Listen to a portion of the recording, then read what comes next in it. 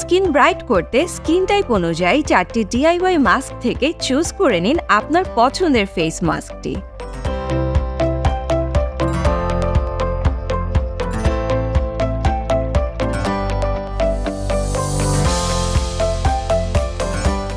Dry স্কিনের জন্য oats powder, orange pin powder, honey and yogurt mask বেশ beneficial, কারণ ওটসে আছে বেটা গ্লুকেন্স যা স্কিনে ময়েশ্চার রিটেইন করতে হেল্প করে। অরেঞ্জ পিল পাউডার এবং ইয়োগার্ট স্কিনকে ব্রাইটেনিং ইফেক্ট দেয়, আর হানি স্কিনকে রাখে হাইড্রেটেড।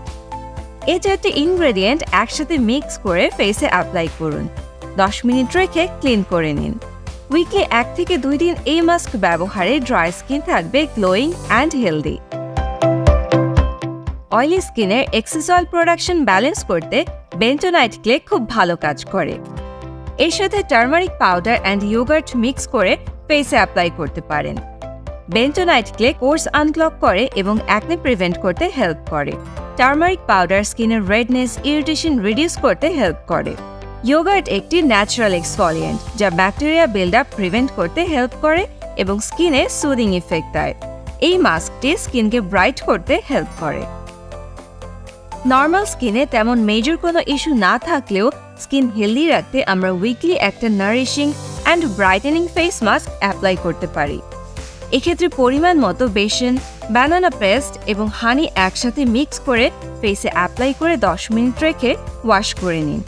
এই মাস্ক স্কিনের ইমপিউরিটিস দূর করে স্কিনকে রাখবে হাইড্রেটেড ও ব্রাইট।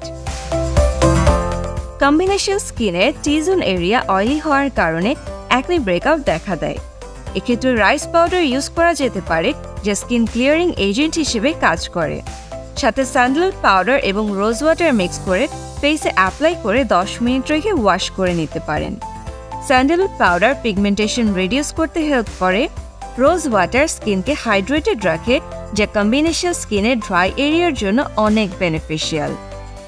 সো সিজন চেঞ্জের সাথে স্কিনকে হেলদি ও ব্রাইট রাখতে আপনার স্কিন টাইপ অনুযায়ী সুটেবল মাস্কটি চুজ করে নিন।